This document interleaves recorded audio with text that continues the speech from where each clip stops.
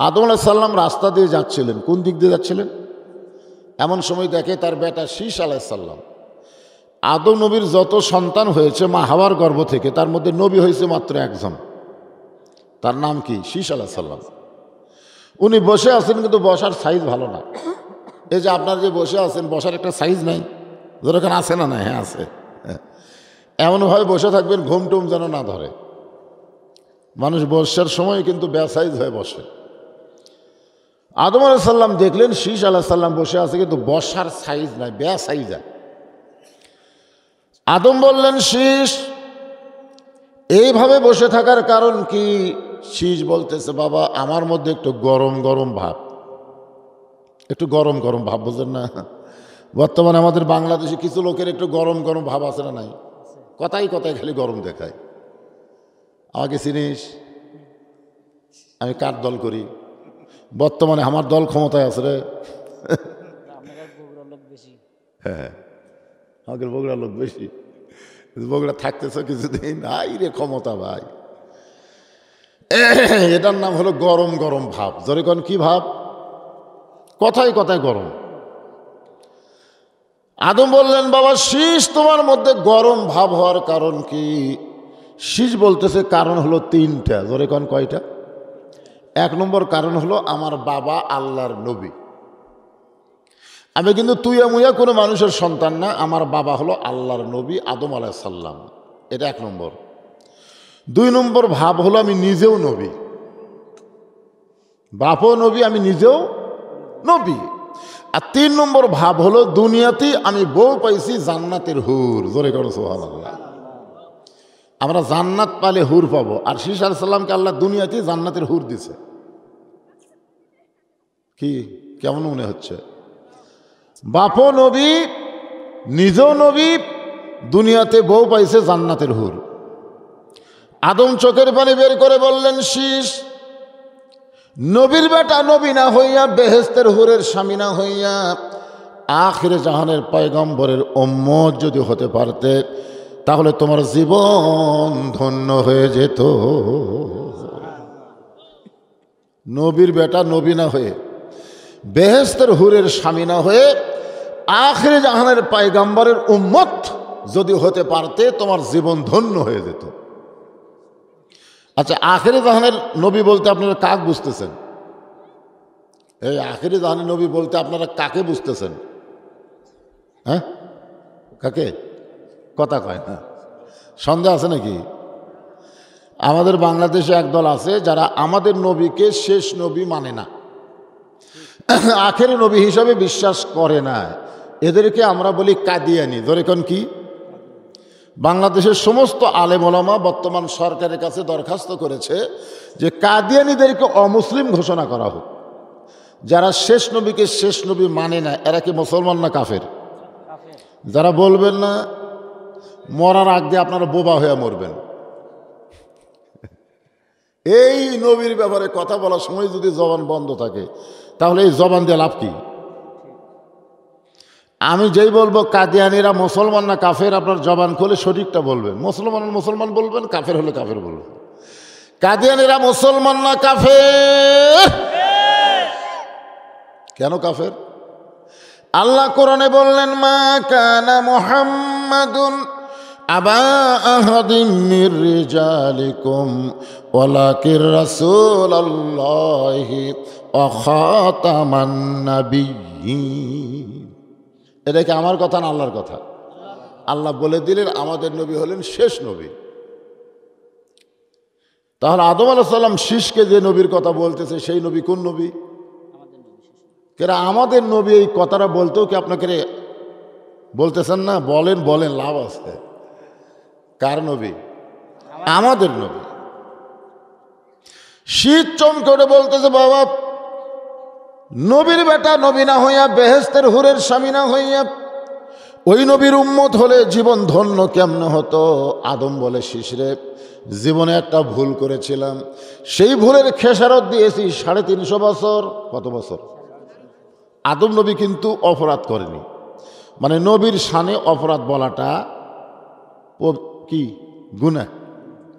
কোনো নবী অপরাধ করেনি। এই জন্য আল্লাহ কোরআনে বলেছে কুল্লু নাবিয়ুন মাসুম আইন, প্রত্যেকটা নবীরা হলো বেগুনাহ মাসুম। জোরে কোন সুবহানাল্লাহ। আদম নবী তো অপরাধ করেনি, একটা ভুল করছিল। সে ভুলটা করছিল যে চিল্লাচিল্লি করতেছে না, দেখেন চিল্লাচিল্লি করতেছে। হাই রে, যে মেয়ে মানুষের কথা পর মানুষের জন্য শোনা জায়েজ না হারাম? এরা ওয়াজ শুনবার আসে কথা বলে, সেই কথা আমরা শুনবার পাই। এই জন্য একটা ট্রাকের পিছনে লেখা আছে 100 গজ দূরে থাকুন, কারণ রাস্তার যে অবস্থা লাগালাগি থাকলে সামনের ট্রাক যদি ব্রেক করে, পিছনের ট্রাকের যদি ব্রেক লুজ হয় তাহলে ধাক্কা মারবে কি মারবে না। এই জন্য পিছনে লেখা আছে 100 গজ দূরে থাকুন। তো ট্রাকের চাইতে নারীরা কি মারাত্মক না রহমত? পুরুষের জন্য নারীরা কি রহমত না মারাত্মক? বর্তমান যে পরিবেশ চলতেছে, রাস্তাও যা পরিবেশও তাই। জোরে কোন ঠিক কিনা? আমাকে অনেক মরদ মানুষ আছে ব্রেক ঢিলা, জোরে কোন কি ঢিলা? হঠাৎ হয়তো অ্যাক্সিডেন্ট হতে পারে। এই জন্যে মেয়েদেরকে এত কাছে বসানো ঠিক হয়নি, কমপক্ষে 300 গজ দূরে বসানো লাগতো। কত গজ? আর আপনারা একে লাগালাগি বসেছেন। এই মায়ের জবান বন্ধ করেন। এইবার যদি গলা শোনা যায় তো ওয়াজ হবে আলাদা। তাহলে কি বলতেছিলাম, একটা ভুল করার অপরাধে, ভুল করার কারণে 350 বছর খেসারত দিয়েছি। পরিশেষে সেই নবীর ওসিলায় আল্লাহ আমার তওবা কবুল করেছে। জোরে করে সুবহানাল্লাহ। কোন নবীর ওসিলায়? আমাদের নবীর ওসিলায় আদমের তওবা আল্লাহ কবুল করছে। আদম বলে, শীষ ওই নবীর উম্মতেরা সারা জীবন যদি পাপ করে, আমাদের কথা আদম নবী বলতেছে, ওই নবীর উম্মতেরা যদি সারা জীবন পাপ করে আর মরার আগে মাছির মাথার মতন সামান্য পানি চোখের কোনায় বের করে, বলে আল্লাহ মাফ করে দাও, আল্লাহ মাফ করে দাও। আদম বলে, ওই নবীর উম্মত হওয়ার খাতিরে এই সামান্য পানি বের করে বলার কারণে আল্লাহ তার জীবনের তামাম গুনাহ মাফ করে দিবে। শীষ আলাইহিস সালাম বললেন, বাবা নবীর বেটা নবী না হয়ে বেহেশতের হুরের স্বামী না হইয়া ওই নবীর উম্মত হলেই জীবন ধন্য হতো। আদম বলে, শীষ ওই নবীর উম্মত হবার চাইলে হওয়া যায় না, ওই নবীর উম্মত হবার গেলে ভাগ্য লাগে। ধরে কোন কি লাগে? তাহলে আমাদের ভাগ্য কেমন? জবান খুলে আল্লাহর শুকরিয়া আদায় করব, আলহামদুলিল্লাহ। আর আমার সঙ্গে একটু গুনগুন করে বলবেন, নবী না হয়ে দুনিয়ার না হয়ে ফেরেশতায় আল্লাহর হয়েছি উম্মত আপনার, তার তরে শুকুর। আমি এটা শোনার জন্যই এইটুকু বাদ দিছি, কারণ তার তরে শুকুর 1000 বার। এই গজল যখন লেখছে তখন 1000-এর দাম আছিল, এখন বর্তমানে 1000-এর খাওয়া আছে। সেই সময় মানুষ 1000-এর উপরে হিসেবে জানে না, এই কারণেই বলছে 1000 বার। কিন্তু আমরা বর্তমানে এই 1000-এর মধ্যে থাকলে হবে? কি বলবো? তার তরে শুকুর কোটি কোটি বার। বলতে পারবেন না? তার তরে শুকুর কোটি বার, আলহামদুলিল্লাহ। এখন আসেন, এই পবিত্র কালামুল্লাহ শরীফ থেকে তাফসির হবে।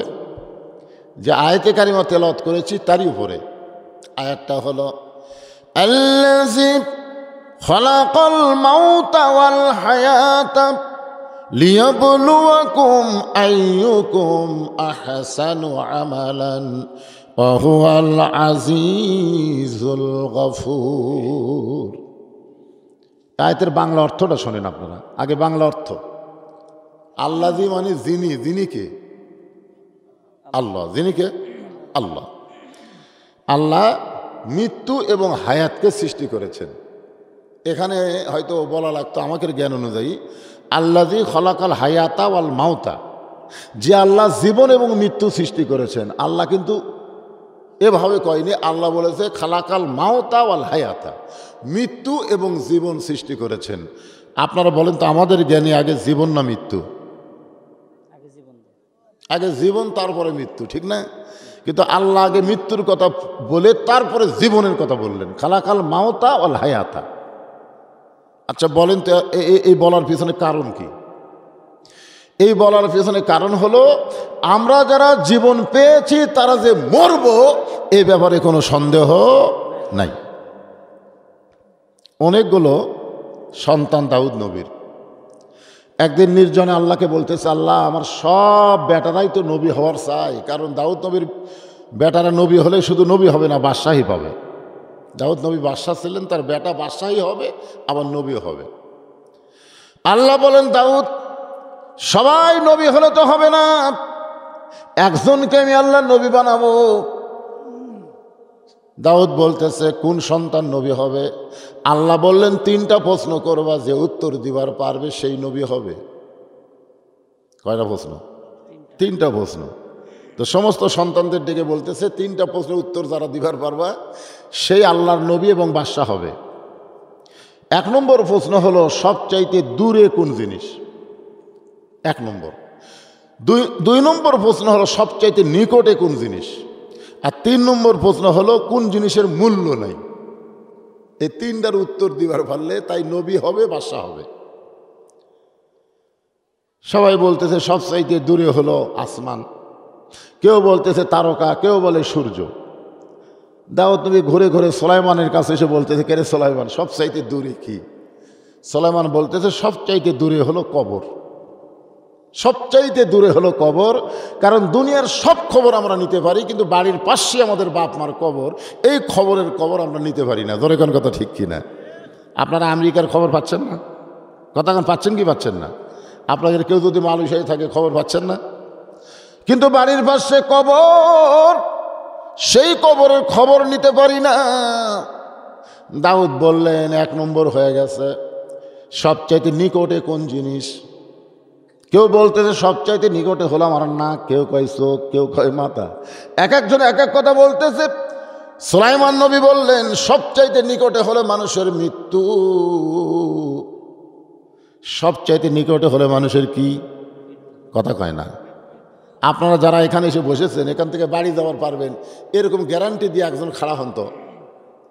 একজন বলেন হুজুর আমি বাড়ি যাবই, পারবেন?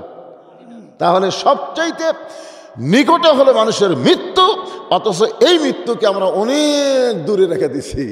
আজকে যারা 6 তলা 7 তলা দুনিয়াতে ধররে মাররে কি হনুরে আমাকে চিনিস করে এইরকম হাম্বে তাম্বে কথা যারা বলতেছে, এরা মৃত্যুকে নিকটে রাখছে না দূরে রাখছে? মৃত্যু নিকটে বিশ্বাস করলে সেই মানুষের দ্বারা কোনো অন্যায় অপকর্ম হবে না। দাউদ নবী বললেন সুলাইমান সবচাইতে কোন জিনিসের মূল্য নাই? সুলাইমান বললেন মানুষ যখন মরে যাবে ওই মানুষের দেহের কোনো মূল্য নাই। আমি আপনি মরে গেলে যদি আপনার ছেলে বলে আমার বাবার লাশ 1000 টাকা দেবে আসমো পারে, কে নিবি? সবাই বলবে তাড়াতাড়ি মাটি দে, পাগলা হসু, মরে গেলে ওর কোনো দাম আছে? তাহলে চিন্তা করে দেখেন এতই আমাকে দাম ভাই রে, খালি মরিয়া দেখেন দাম আছে? একটু মনোযোগ দিবেন। আল্লাযী খলাকাল মাউতা ওয়াল হায়াতা, মৃত্যু এবং হায়াতকে আল্লাহ সৃষ্টি করেছেন লিয়াবলুয়াকুম, পরীক্ষা করার জন্যে। ধরে কন কি করার জন্যে? পরীক্ষা করার জন্যে। প্রতি ধাপে ধাপে মৃত্যুকে স্মরণ করে যারা চলবে তারা পরীক্ষায় পাশ করবে। প্রতি ধাপে ধাপে মৃত্যুকে যারা স্মরণ করবে, আইয়ুকুম আহসানু আমালান, সেই পরীক্ষার বিষয়টা হলো সুন্দর আমল।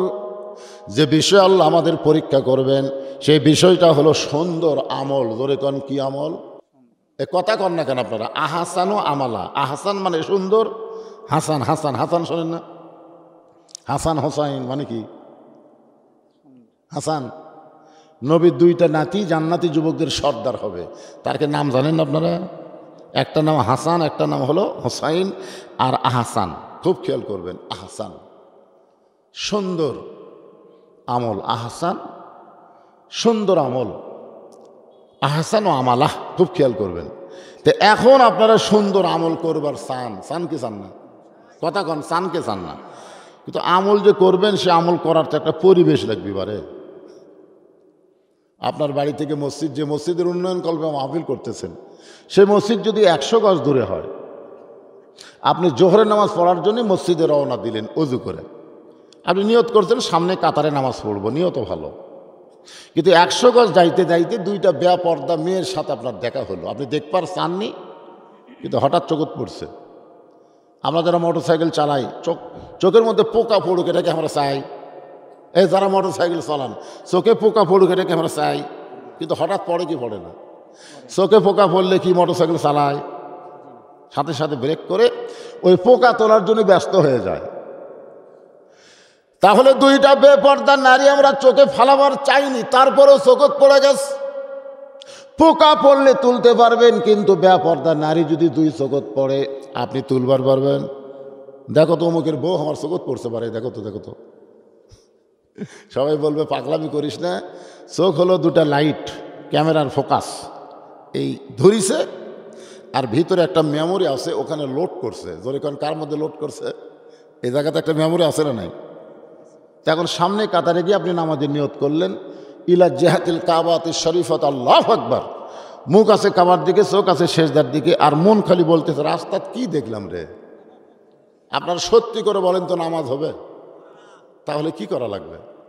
মসজিদ তো ভালোই করতেছেন মাশাআল্লাহ, যে রাস্তা দিয়ে মসজিদ যাবেন, শুধু মসজিদ ভালো করলে হবে না, এই রাস্তাটাও ভালো করা লাগবে। ধরে কোন ঠিক কি না? তাই বলে মনে করেন না যে আপনাকে ভাঙ্গা রাস্তা দিয়ে আমি গাড়ি নিয়ে আসলাম, এই ভাঙ্গা রাস্তার কথা বলতেছি না। রাস্তা ভালো মানে কি? বেপর্দা নারী মুক্ত রাস্তা আমাদের দরকার আছে না নাই? কথা কোন আছে না নাই?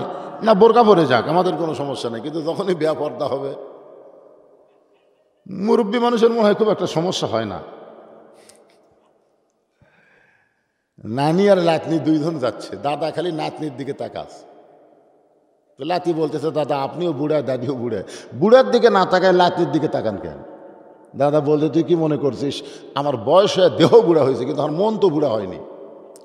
তার মানে বোঝা গেল বুড়ারাও কিন্তু যুবতী মেয়ের দিকে তাকায়। কথা কর না কেন? হ্যাঁ,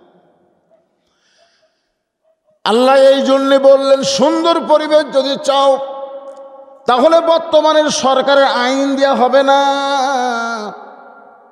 সুন্দর মসজিদে সুন্দরভাবে নামাজ পড়বার গেলে আমার আল্লাহর কোরআনের আইন লাগবে।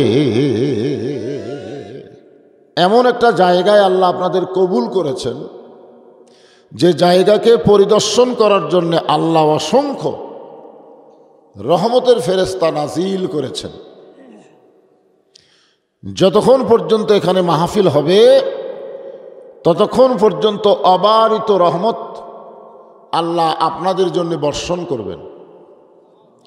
এরকম একটা মাহফিলে বসা হলো ভাগ্যের ব্যাপার। যে আল্লাহ দয়া করে রহম করে আজকের এই জান্নাতের বাগানে আমাদের কবুল করলেন, আমরা সে আল্লাহর উপরে খুশি হলাম না বেজার হলাম?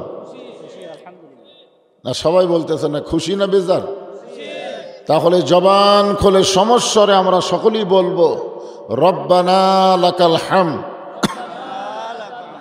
হামদান কাসীরান তাইয়িবান মুবারাকান ফীহি।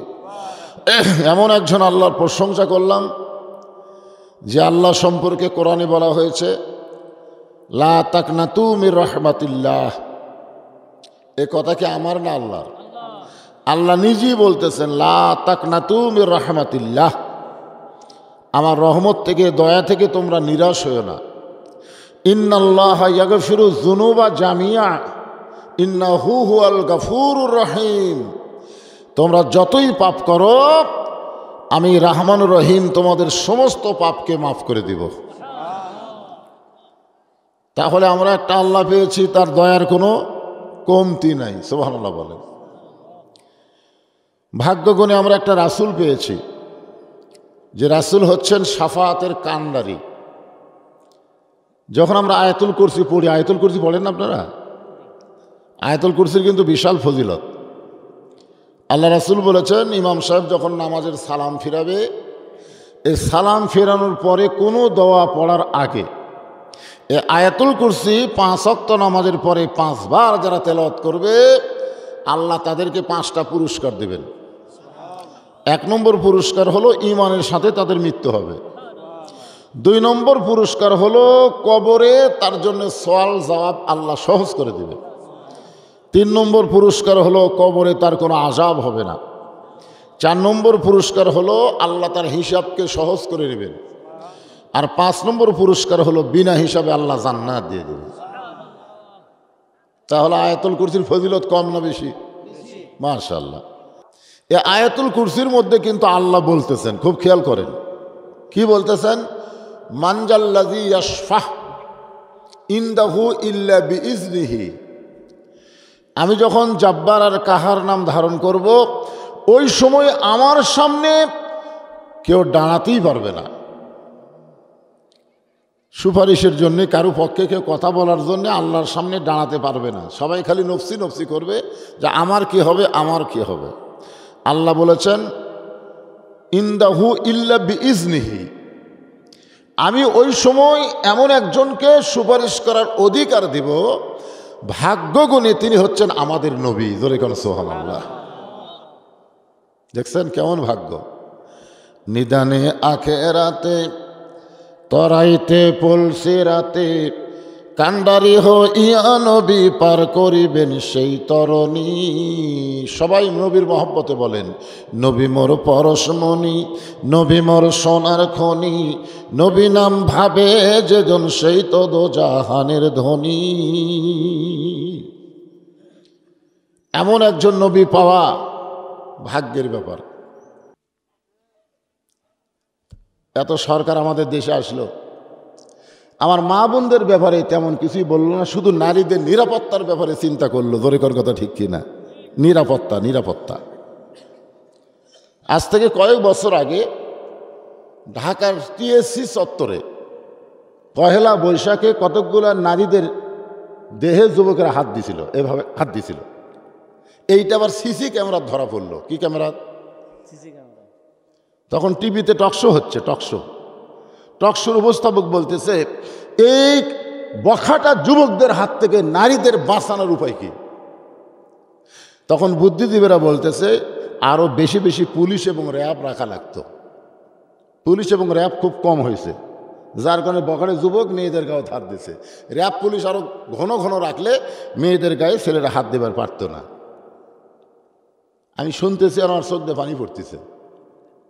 তো আমার বউ বলতেছে ভালোই তো বলতেছে, চোখে পানি খান। আমি বললাম ভালো না। কেমনে ভালো না? পুলিশ র্যাব বাড়ালে তো মেয়েদের গায়ে কেউ হাত দেবে না।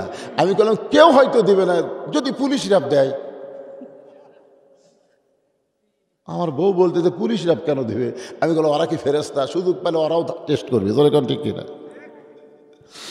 আমার বউ বলতেছে তাহলে বখাটের যুবকদের কাছ থেকে মেয়েদের বাঁচানোর উপায় কি? আমি বললাম র্যাব দিয়া পুলিশ দেওয়া হবে না, আমার আল্লাহর কোরআনের আইন লাগবে। অকরনা ফি বুয়ুতিকুন্না ওয়ালা তাবাররাজনা তাবাররুজাল জাহিলিয়াতিল উলা। এখন আসেন এই আয়াতের তাফসীর শুনবার গেলে আমার সঙ্গে ধারাপাতের মতন কিছু কথা বলা লাগবে প্রথম, তারপরে আপনারা সব বুঝবার পারবেন। তাহলে আমরা সুন্দর যদি একটা পরিবেশ চাই, আমাদের বাংলাদেশে পরিবেশটা সুন্দর হোক, আমরা চাই কি চাই না? আপনি টিভির সামনে যা চোখ বন্ধ করে থাকেন সমস্যা নাই, টিভির সামনে ঘুম পাড়েন সমস্যা নেই, কিন্তু মসজিদের মধ্যে দেয় ঘুম পাড়েন কেন? ইমাম সাহেব যখন খুতবা দেয় আবার ঘুম ধরলে কি করি? মানে ধরবে কেন ঘুম? বিশ্বকাপের খেলা তো কেউ ঘুমায়নি। ধরে কোন ঠিক কিনা? বিশ্বকাপের খেলা দেখতে ঘুমাইছে? কতক্ষণ ঘুমাইছে? মেসি কিভাবে গোল করলো সেটাও পরের দিন বয়ান করতেছে। কয়টার সময় গোল করছে? কয় একটার সময়। আয় হায় হায়, একটার সময় গোল করলো তুই কেমনে দেখলি? চোখ টান টান। আজকে শোনেন, ইমান আমলের উন্নতি হবে, একটু মনোযোগ দিয়ে শোনার দরকার আছে না নাই? হ্যাঁ শোন। তাহলে সুন্দর পরিবেশ যদি বাংলাদেশে তৈরি করতে চাই, সুন্দর একটা সমাজ লাগবে। সুন্দর একটা সমাজ যদি বানাবার চাই, তাহলে সুন্দর একটা রাষ্ট্র লাগবে। সুন্দর একটা রাষ্ট্র যদি আমাদের দেশকে বানাবার চাই, তাহলে মানুষের তৈরি করা আইন দিয়া সুন্দর রাষ্ট্র হবে না, আমার আল্লাহর কোরআনের আইন লাগবে। না খালি ওয়াজ শুনবেন, খালি ওয়াজ শুনবেন। আজকে বাংলাদেশে ওয়াজ শোনার পার্টি আছে, কিন্তু ওয়াজ আমল করার পার্টি নাই। দেখবেন আজকে ফজরের নামাজে মুসল্লি সব চাইতে কম হবে। মানে ওয়াজ শোনার পরে পোলা খায় আর যে ঘুম দিবি ভাই, আর সালা তো খাইর নাম, এদের কম্বলের উপর দিয়ে স্লিপ মারবি, কানের মধ্যে ঢুকবি না। তাহলে ওয়াজ হলো মসজিদের মুসল্লি বাড়বে না কমবে? জোরে কোন, বাড়বে না কমবে? বাড়ার কথা, কিন্তু কমে খান। এখন আসেন, এই কোরআনটা কি শুধু তেলাওয়াতের কিতাব, ওয়াজ শোনার কিতাব, না আইনের কিতাব? হ্যাঁ, খুব মনোযোগ দিয়ে শুনবেন। অর্ধ পৃথিবীর খলিফা হযরত ওমর এক সময় আল্লাহর নবীকে হত্যা করতে গেছিল। আবার সেই মানুষটা এক সময় এই কোরআনের কারণে অর্ধ পৃথিবীর খলিফা হয়ে গেল। সাল্লাল্লাহু আলাইহি ওয়াসাল্লাম। এখন চিন্তা করেন, সেই হযরত ওমর আল্লাহর কোরআনটা কেমন, লিয়াবলুয়াকুম আইয়ুকুম আহসানু আমালা, এই সুন্দর আমলটা কারে কয়, এটা নিজের চোখে দেখার জন্যে ছদ্মবেশে মদিনার অলি গলি ঘুরতেছে। ছদ্মবেশে মদিনার অলি গলি ঘুরতে গিয়ে হঠাৎ হযরত ওমর দেখতে পায় দুই পাহাড়ের মাঝখানে একটা গিরিপথ। ওই গিরিপথের মধ্যে একটা সুন্দরী মেয়ে ধীর গতিতে হেঁটে হেঁটে আসতেছে। মেয়েটার সামনেও কোনো মানুষ নাই, পিছনেও কোনো মানুষ নাই। গিরিপথ বোঝেন? দুই পাহাড়ের মাঝখানে একটা চিপা পথ। চিপা, ও আপনার চিপা কম। এই চিপা পথ, গিরিপথ দিয়ে একটা মেয়ে আসতেছে খুব ধীরে ধীরে। ওমর ফারুক লক্ষ্য করে দেখলেন মেয়েটার সামনেও কোনো মানুষ নাই, পিছনেও কোনো মানুষ নাই। ওমর ফারুক আইয়ুকুম আহসানু আমালা, সুন্দর আমল নিজের চোখে দেখার জন্য মেয়েটাকে সালাম দিয়ে বললেন, মা, এ নির্জন পথে তুমি একা একা চলতেছ, তোমার সামনেও কোনো মানুষ নাই, পিছনেও কোনো মানুষ নাই, তোমার অন্তরে কি কোনো ভয় ডর লাগে না? মেয়েটা পর্দার ভিতর থেকে বলে, পথিক, তুমি হযরত ওমরকে চেনো? জোরে বলেন সুবহানাল্লাহ। মেয়েটা কাকে বলতেছে? ওমর ফারুককে বলতেছে, পথিক, তুমি কি হযরত ওমরকে চেনো? যদি হযরত ওমরকে চিনতা তাহলে এরকম বেসাইজা কথা কোনোদিন বলতা না। ওমর ফারুক বললেন, মা, আমি কি বেসাইজা কথা বললাম? মেয়েটা বলে, পথিক রে, যেদিন থেকে হযরত ওমর আল্লাহর কোরআন দিয়া রাষ্ট্র চলায়, সেদিন পৃথিবীর এক প্রান্ত থেকে আর একটা প্রান্তে একটা মহিলা যাবে, ওই মহিলার কলিজার মধ্যে আত্তাকুল্লাহ হাক্কা তুকাতিহি, কেবলমাত্র আল্লাহর ভয় ছাড়া আর অন্য কারো ভয় থাকবে না। আপনারা বলেন তো, সবচাইতে সুন্দর আমল কার ভয়? কথা কয় না। আর আমাদের বাংলাদেশের মানুষের মধ্যে কার ভয়? আমি গতকাল ওয়াজ করতেছি, সবতে খালি আমার হাত ধরে টিপতেছে। ওয়াজ শুরু করতে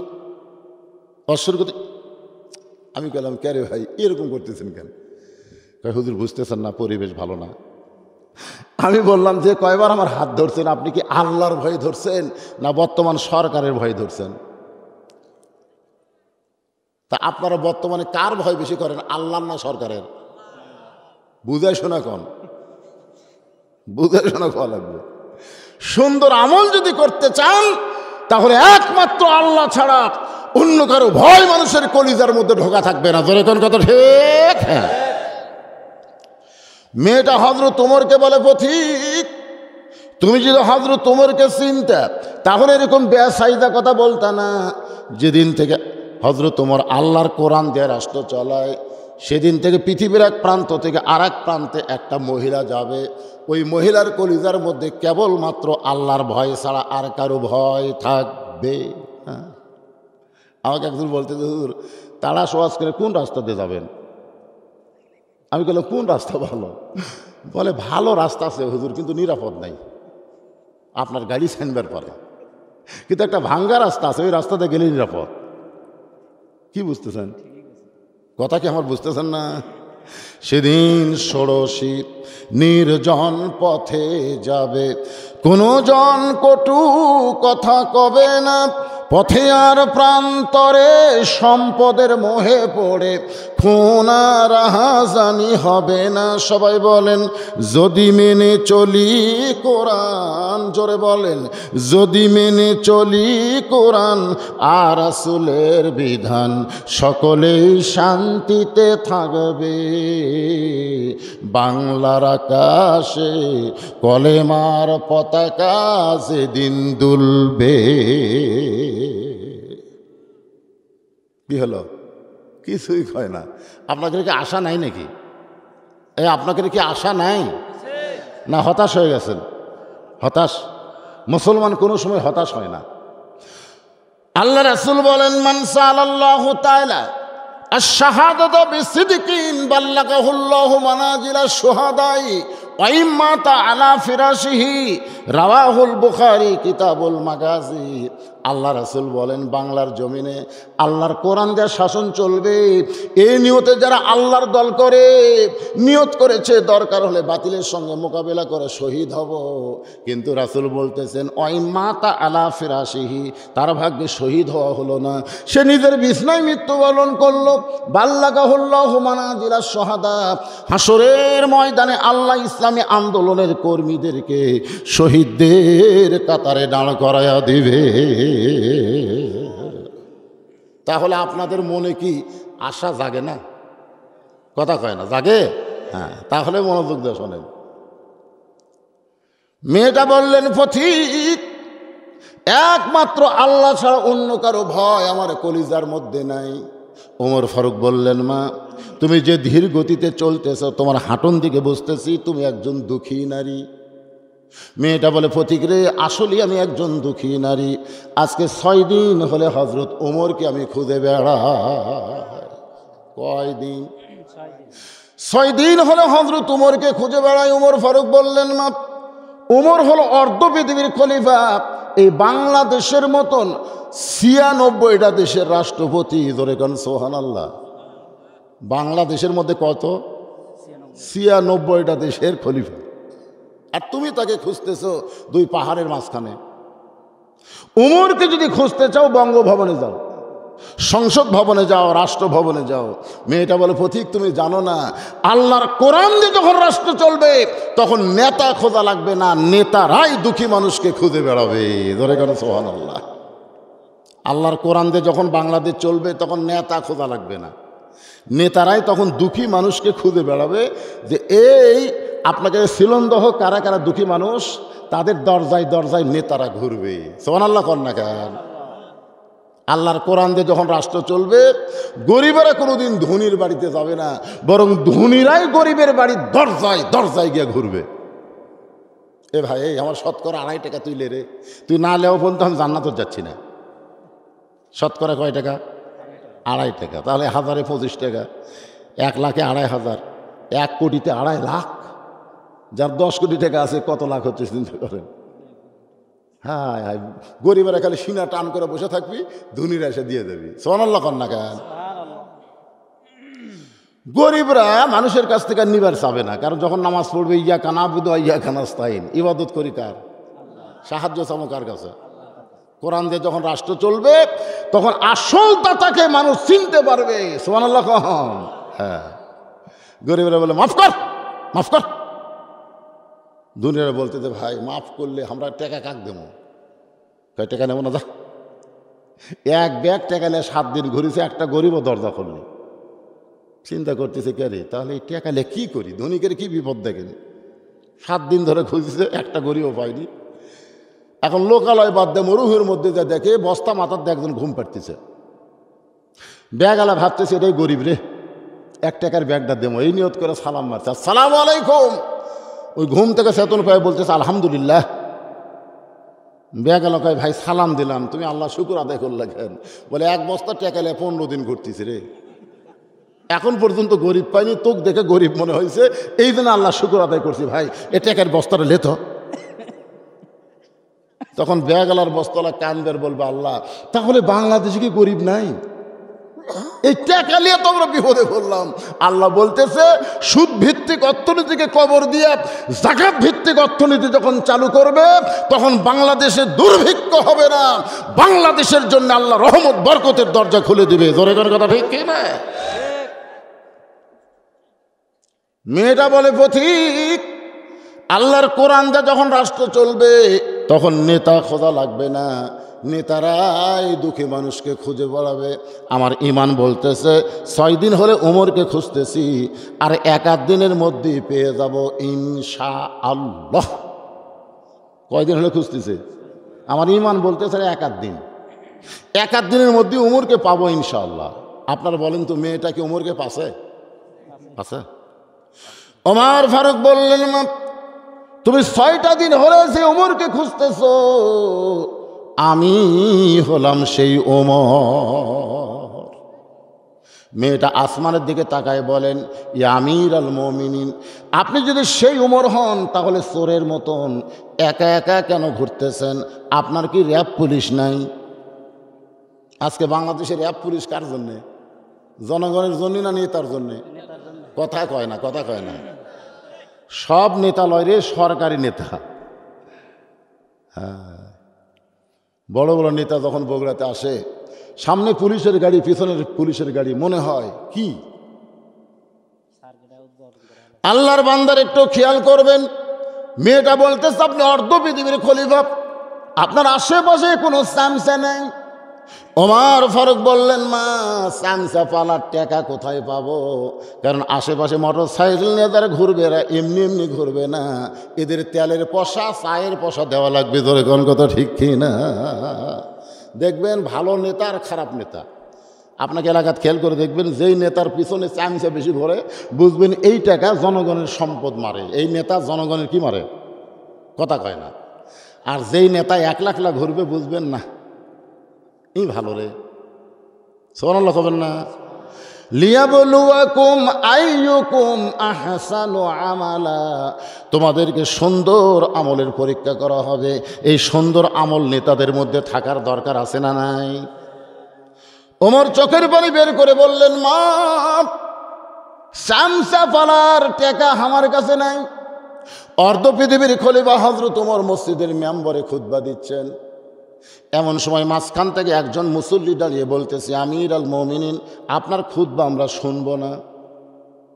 ওমর ফারুক বললেন, আমার অপরাধ কি? বলে, অপরাধ হলো আমাদেরকে খাটো পাঞ্জাবি দিয়ে আপনি লম্বা জুব্বা গাওয়াত দিচ্ছেন, আমাদেরকে আপনি খাটো পাঞ্জাবি দিয়ে লম্বা জুব্বা গাওয়াত দিয়ে খুতবা দিবেন, আপনার বক্তব্য আমরা শুনবো না। ওমরের চোখ দিয়ে যখন পানি পড়তেছে এমন সময় আব্দুল্লাহ ইবনে ওমর 6 লক্ষ হাদিসের হাফেজ, জোরে কোন সুবহানাল্লাহ, বাবার পাশে দাঁড়ায় বলে, রে নবীর সাহাবীরা, তোমাদের পরনে ছোট পাঞ্জাবি হলেও তো তোমরা নতুন কাপড় পরে নামাজ পড়তে এসেছ। আমার পরনের দিকে তাকায় দেখো, আমি কিন্তু নতুন পরি নাই। সমস্ত সাহাবীরা, আব্দুল্লাহ আজকে জুমার দিনে নতুন পাঞ্জাবি কেন পরলা না? বলে, কেমনে পরবো? আমার নতুন পাঞ্জাবি আমার বাপকে দান করে দিছি। আমার বাবা তার পাঞ্জাবি, আমার পাঞ্জাবি সারা রাত ধরে লম্বা জুব্বা বানায় সেই জুব্বা গায়ে দিয়া তোমাদেরকে খুতবা দেয়। এখন বলো খুতবা শোনা যায় কিনা? সমস্ত মুসল্লি কান্দের, বলে, মাবুদ আল্লাহর কোরআন দিয়ে যখন রাষ্ট্র চলবে তখন মানুষ এমন ভালো নেতাকে দেখতে পাবে।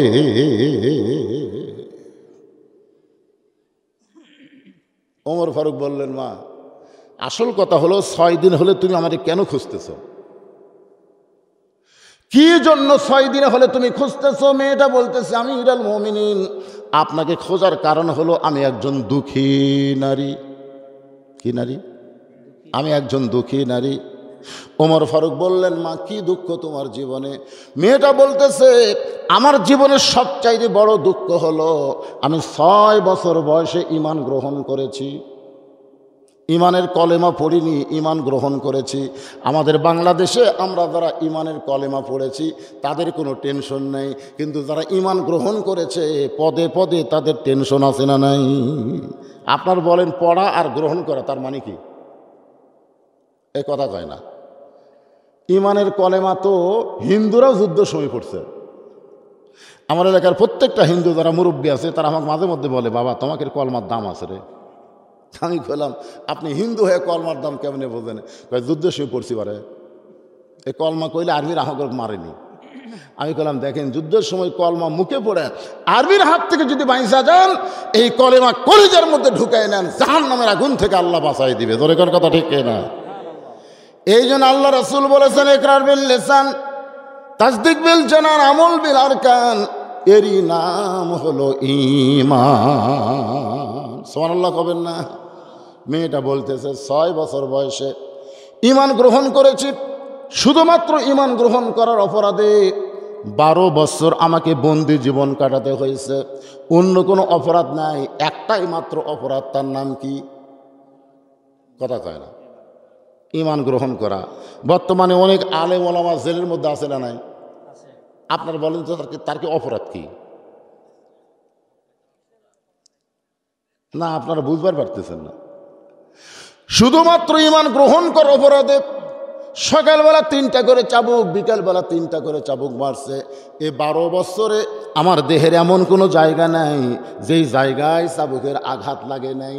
আমির আল মুমিনিন রোম পারস্য যখন দখল করলেন তখন আপনি ঘোষণা করে দিলেন মুসলমান কোন রাষ্ট্র যখন দখল করবে ওই রাষ্ট্র তখন মানুষের আইন দিয়া চলবে না, চলবে আল্লাহর কোরআন দিয়া।